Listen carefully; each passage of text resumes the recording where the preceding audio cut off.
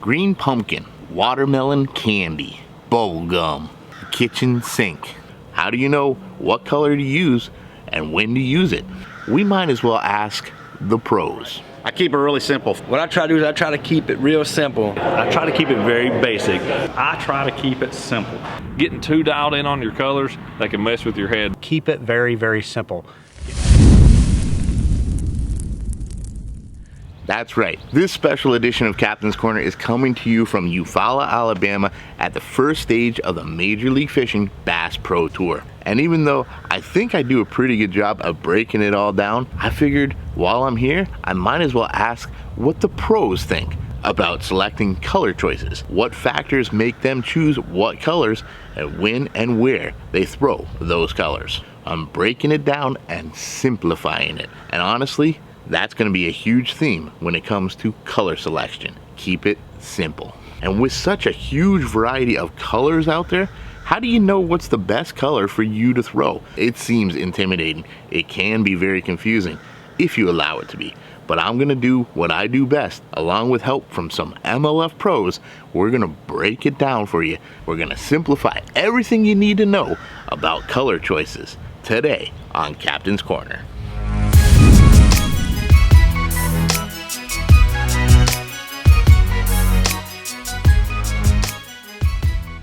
Now to me, color selection can be very simple. I think a lot of times we just overcomplicate it. There's just too many options, too many variables. So today I'm gonna break it all down for you. Explain how colors work, why those colors work, and help you decide on which colors are gonna be best for you in your current conditions. No matter what body of water you're on, there's certain conditions that dictate what colors are gonna work best. Knowing those different factors and how they work on color selection is really gonna help you pick what colors you should be throwing in that situation for those conditions. Without getting too scientific about this, the first thing you need to understand is what is color.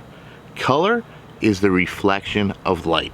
Light comes in many waveforms, and certain colors appear because they reflect certain waveforms. There's a broad range of colors, going from the brightest and most reflective, being white, to black on the far end, which is the absolute absence of light because it reflects no light.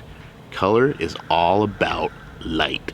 So now knowing that light and the amount of light is a great factor in what colors appear when and where, now we can break it down to certain categories that's really going to help you understand what colors are going to be best where you're fishing. The very first thing I look at when selecting colors is water clarity. How clear is the water? The clearer the water, the more it allows light to pass through it. The darker or muddier the water, the less the light can pass through it. Ultra clear water is lots of light, which means lots of color. Very dark, very stained water is very little light, which means little light, void of light, and black conditions. Water clarity is completely determined on how easily light can pass through it. So naturally, water clarity is going to go hand in hand with color selection. Ultra crystal clear water allows a lot of light to be able to pass through it. So naturally, the lightest, most reflective colors are probably going to do best inside of clear water. You're looking for colors like whites, translucent colors where the light can pass through them too, and very light natural colors. And because there's an abundance of light, anything that has a little reflective flake in it is going to really help out and stand out a little bit more in that clear water. I'm Cliff Crochet, and I want to give you a little advice or let you know what I do to choose colors in certain situations. As that water clears up and gets more, you get more visibility in the water, I want to go down to more natural colors, more shad and crawfish, more lifelike colors. Muddy, dark water allows very little light to pass through it. So light, reflective, and translucent colors are probably going to get lost because they don't have any light to make them stand out. Dark, muddy water is where you're going to need darker, bolder colors to form a contrast and help them stand out against the lack of light. It's more about creating a profile rather than color and reflecting that light. This is where I would turn to colors like black and blues, maybe dark June bugs, or even dark browns and oranges. Something that doesn't need a lot of light to reflect to be able to stand out. It creates a bold contrast against that dark background. Hey, I'm Gerald Spohrer, Major League Fishing Pro. Don't overthink it. I think of color as more of a contrast, a profile, if it's dark or if it's transparent or if it's bright. And then I try to pick my colors based off of that. Don't overthink the minor details. Think about the basic color contrast, and then that way you can focus on, am I putting the right contrast in the right area to catch a bass? Now, mid-level water clarity like stained or even tannic style waters, that tea color, rusty color water, it actually allows a fair amount of light in it still, but it has a darker color to it. This is where you need colors that maximize both aspects of the light spectrum. You want bolder, more solid colors, baits that are solid that don't really allow the light to pass through. That solid, bolder color is going to create a better contrast or profile in that stained, slightly darker water. But there's still a fair amount of light that passes through stained water and tea-colored water. You're looking for lighter, natural, but solid colors. Things like green pumpkin, light browns, light oranges, and even reds. And if they have a reflective flake inside of them, that's going to really help move that light around, get a little more attention, but still create a bold contrast in the slightly darker water. Next is weather. How much natural light is coming from above? If it's a bright, sunny day, there's an incredible amount of light available to be used. And it's going to amplify any color's effects in any water clarity. In ultra clear water on really bright sunny days, you may need to tone down just how reflective or bright of a color you choose. Too much color and too much flash on those bright sunny days in clear water can actually cause it to look a little less natural. It's a bit much when the sun is bright. This is where I turn to lighter, translucent colors without reflective flake in it. Things like watermelon seed, watermelon with black flakes in it, or salt and pepper, which is clear with black flakes in it. Colors that the light can pass through without reflecting too much back. In really muddy water, but the sun is really bright, even though that water doesn't allow a lot of light to pass through, when there's a lot of light outside, there's going to be a bit more reflection available because of all that abundant light. This is where a little flash or brightness might actually help. Selecting those dark colors with a little bright reflection in it, like red flake, or even splashes of bright chartreuse. That might as well amplify it with that little bit of light that's readily available. Now, overcast days or rainy days, there's a lot less light to go around. So fine-tune your color selection to colors that don't need as much of that light to be effective. In ultra clear water on a cloudy day, whites or very reflective flakes, or very bright colors like chartreuses, bubblegum pinks, colors that really stand out, may work very well in ultra clear water, but when there's very little light. In darker, muddier water on cloudy days, there's going to be zero light penetration.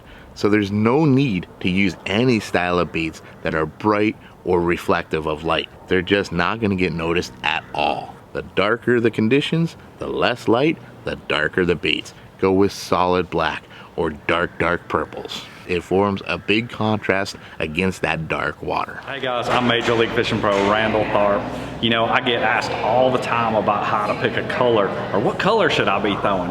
But I'm gonna tell you, the best color you could possibly have is the one you got the most confidence in. A fish isn't, oh, I'm not gonna eat it because that's purple or that's pink. Throw the color you got confidence in and you'll catch more fish. Then I think about the depth I'm gonna be fishing. Obviously, the deeper you go, the less light is gonna be available to use. To me, I think about depth just like I think about water clarity.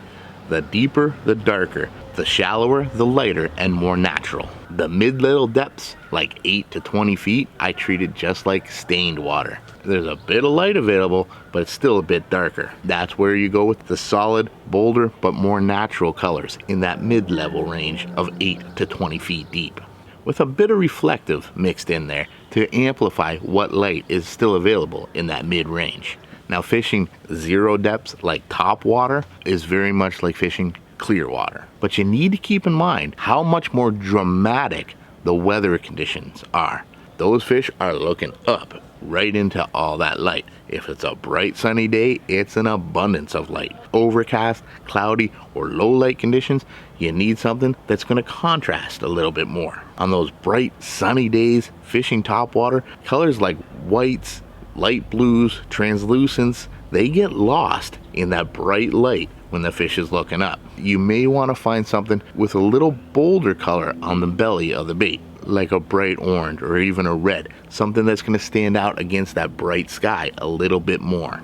Fishing topwater in low light conditions, darker colors, grayer colors can get lost in that sky as well. That's when you may want to switch it up and have things with white or reflective bellies to help amplify what light is available and make it stand out against the dark sky a lot better. James, Worldwide Watson right here. Now, I'm only known for catching bass on topwater lures and nothing that goes, underneath the water. I keep it really simple.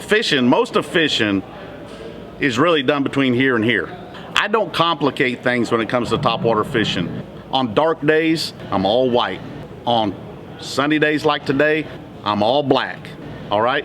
They're gonna bite one or the other. So, black and white, topwater, nothing else. And finally, the last factor that I look at is the forage. What is the readily available bait in the water you're fishing? If that lake is full of bluegill, but there's no shad, clearly you're going to want to choose colors that best imitate bluegill. And adjust the brightness and hue of those bluegill colors to the conditions we just went over. If shad is the main bait fish, then use shad colors. And fine-tune those shad colors to the water clarity, the weather conditions, and the depth you're fishing at. And of course, if they're feeding heavily on crayfish colors adjusted to those factors as well.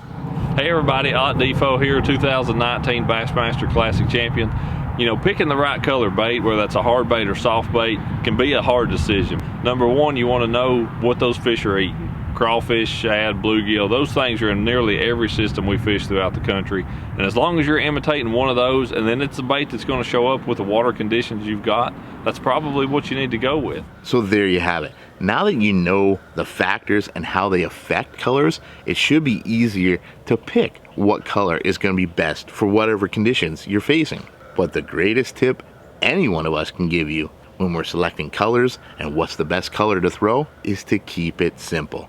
Because of the knowledge and confidence you learned by looking at the simple factors: water clarity, weather conditions, depth range, and the forage.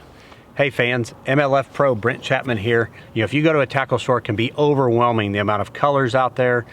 There's a whole bunch of them out there and it can get very intimidating. There's one thing I can tell you: the more I do this sport, the less colors I carry with me. Keep it very, very simple. Get you a handful of colors that you're confident in. When you find the fish, stick with your basic colors and you'll have good success. Folks, I really hope you enjoyed this, and I hope you learned a little something. If you did, make sure you smash the heck out of that like button and leave a comment for me on anything else you'd like to see me film. I'll do my very best to make a video out of each and every one of those. But most importantly, subscribe to that channel and stay subscribed, because there's plenty more coming right here on Cast King. Hope that helped you catch a few more fish.